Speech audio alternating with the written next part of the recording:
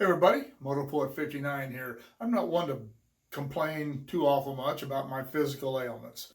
Most of them I've brought upon myself in 30 years of racing and riding dirt bikes and playing various sports and working hard at the railroad and just doing things that weren't necessary and made me sore. Not to mention the fact that I'm 60 years old and I'm no spring chicken. Things are going to start catching up with me, and I understand that. But about the time this whole lockdown thing started, my shoulder started bothering me again. It had been bothering me for a while, then it felt a lot better and wasn't giving me any trouble. But then about the time all this started, it started bothering me again. Now I don't know if that's the reason. I cannot recall doing anything that made my shoulder sore, that hurt when I did it. I don't know. But when I called, it was about the first week of April, it was really starting to bother me. So I called my orthopedist, and his office was closed for April, the whole month. They had a person making appointments down the road, and the soonest I could get in is May 29th. But about the time this whole lockdown thing started, my shoulder started bothering me again. It had been bothering me for a while, then it felt a lot better and wasn't giving me any trouble. But then about the time all this started, it started bothering me again. Now I don't know if that's the reason. I cannot recall doing anything that made my shoulder sore, that hurt when I did it. I don't know. But when I called, it was about the first week of April, it was really starting to bother me. So I called my orthopedist, and his office was closed for April, the whole month. They had a person making appointments down the road, and the soonest I can get in is May 29th. I'm on a cancellation list, so if someone drops out, I can get in there. I'm going to call them tomorrow. It's Sunday today, May 3rd, and see if I can't get in a little earlier. But I haven't had a decent night's sleep, probably in a month. I finally took one of my wife's anti-anxiety pills about 6 o'clock this morning because I couldn't sleep, and those things make me really tired, and I slept till about 3 o'clock this afternoon. And while I'm complaining about all that, other than my shoulder, yeah, look at my glasses, held together by tape and solder. Just before all this happened, I made an appointment. These glasses are like 15 years old. I made an appointment to finally go down and get glasses. I wear contacts 99% of the time, but I said, I'll get a new pair of glasses. And they closed their shop, and I haven't been able to get a new pair of glasses. They still work. I just can't wear them out in public. Yes, I could. I look like a dork half the time anyway with a pair of glasses with white tape on. Be a big deal. But anyway, the whole point of this video is the news is starting to come in slowly but surely that in Kern County anyway, we're going to start opening things back up. I don't know how that's going to speed up the process of getting my shoulder fixed, but it will make me feel better. Like I said in some of my other videos, I get out and do things. I go ride the Harley, I go shoot videos, but I'm not doing it every day. I'm not going to the places that I'm used to going to. My entire routine has been upset by all this, and so is everybody else's. I'm in the same boat as far as most people. The things are going to start opening up again. And I don't believe for a second that it's because Gavin Newsom or any of the idiots that surround or support him think that it's what we should do. Even though it is what we should do, they're trying to control us. Everybody knows how I feel about that. But I truly believe that it's because the people are finally standing up. And that's why I'm doing this video, standing up, instead of sitting down in my comfy little chair in my little room here. People are standing up. They've had enough. Sheriff's departments and law enforcement in various municipalities have made it clear that they're not going to enforce any of these orders because they're not laws. And the police are finally understanding that. There's no law.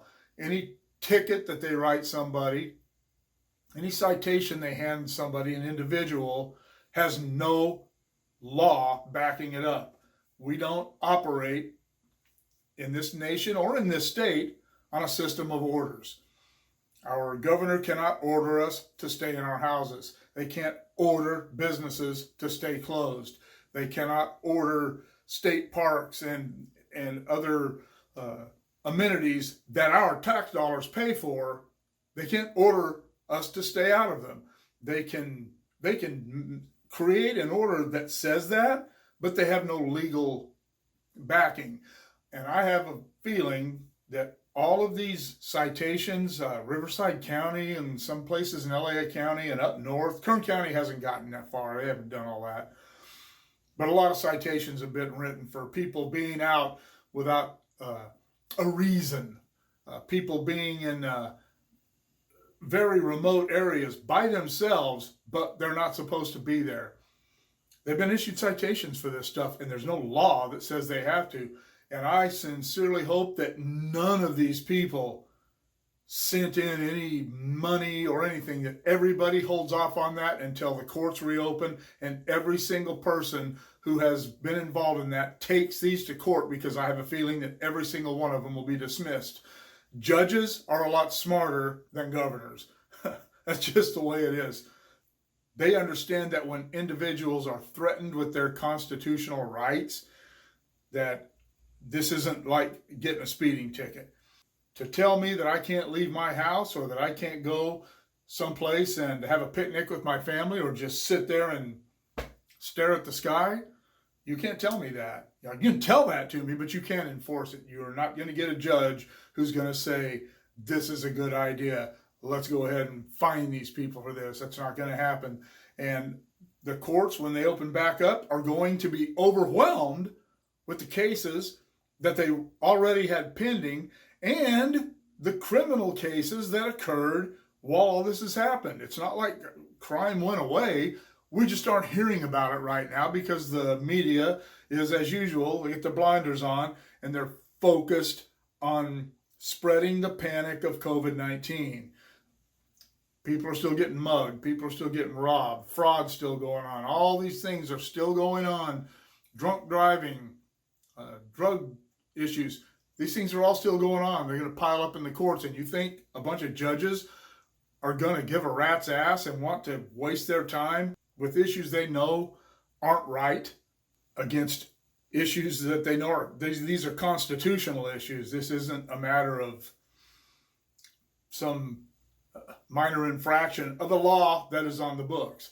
We're talking about squashing people's constitutional rights without law to back it up. You go on about how much of the Constitution's been violated and all this stuff. But, as I said, at least in Kern County, things are going to start opening back up. I hear as early as Tuesday, which is a couple days away, May 5th, that some of this is going to start happening. Restaurants are going to start opening. It doesn't matter. People are doing it anyway. And I believe that this backlash, this people standing up to the government and saying, we've had enough. I'm as mad as hell and I'm not going to take it anymore. Ha, but that's what's really happening. And I think that is why Newsom is backing down. He is a socialist. He's proven himself now to be a tyrant, but he's also very politically astute. We call him an idiot, but the guy's, I disagree with almost everything he stands for, probably everything that he stands for. But he didn't get where he is being stupid. He knows what he's doing. He knew what he was doing through all this. I believe this was kind of a trial run to see how far they could push people before they pushed back. And they're pushing back, and he's backing off. And that's a good thing. And even if I don't go get my shoulder fixed or looked at until May 29th, I'm going to feel better. My shoulder is going to feel better when people start opening their businesses again. When I can go down to Renee's and get some breakfast and sit there and eat it while it's still hot on a plate that they're going to clean, on a plate and a table that they're going to clean up when I'm done. I want to go back down to Tina Marie's at 6 in the morning with my buddy Don and have our, that's how we clear our heads almost every day. We've been doing it for 30 years, having coffee together. And he and I just empty our brains there because we can't do that with just everybody. And I'm looking forward to that. I want to take my wife to dinner. I want to take my family out to ice cream. I want to do these things. I want to go somewhere on the Harley and have somewhere to go. And it looks like this week that's going to start happening. It's probably going to start happening in small steps, but I think that it'll quickly open back up. And for all you naysayers out there who think that a second wave of COVID's going to come, maybe it will. It's the way things work. Stop being cowards. If you're in the high-risk group, if you're in one of those groups, or if you're just scared, stay home. Stay home, wear your masks, shop online, eat online, whatever. But for the rest of us, for the vast majority of us, we're ready to get back to life. We're ready to get back to work. I'm not going to get back to work because I'm retired, but I'm ready to go out and start doing things and shooting videos and not have to worry about where I am or who does what or whether somebody's going to throw a pop bottle at me because I'm the problem. No. I'm tired of listening to cowards. This is the United States of America, and we did not build this country by running from things. And we damn sure didn't build it by hiding in our houses because somebody told us we might get sick or that some people might die. It doesn't stop people from getting on airplanes. 1 billion people a year getting on airplanes. They know that somebody might die in a plane crash. It doesn't stop them from doing it. And it shouldn't stop people from going out and living their lives knowing they might get sick. You might get sick anyway. You might get cancer. You might get a flu that's a really serious strain of flu, a lot more serious than COVID has turned out to be. But we got to get out there again. And I'm looking forward to it. So I hope you're all looking forward to it too. And if you're one of the people that aren't looking forward to it, well, I feel sorry for you. Enjoy your life in the corner of your house. Away from the door with your masks on and your air things going, living in fear and living in silence. Go ahead. That's not for me. I'd rather go out, take my chances, and if I get sick, I get sick. If I die, I die. I'm a fatalist. You can't cheat fate. I either die from COVID-19 or I die in a plane crash or on my Harley or I have a freaking heart attack. When it's my turn, it's my turn. And when it's your turn, it's your turn. And until that happens, I want to be out enjoying life. I hope you do too. Get up, get out, get ready to shout. See y'all later.